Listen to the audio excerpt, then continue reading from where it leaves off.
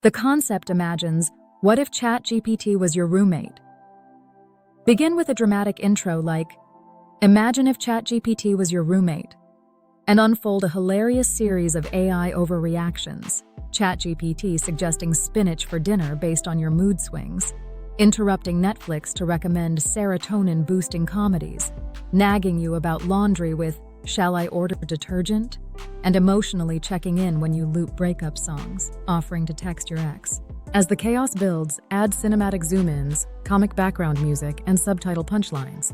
End with a dimly lit bedtime scene where ChatGPT gently whispers, "You forgot to floss," giving the final punch with the line, "Productive? Yes. Creepy? Absolutely." Use engaging visuals, meme timing, and sound effects to make every moment funnier and more relatable. Make sure the AI comes off like that overly helpful but hilariously annoying genius roommate.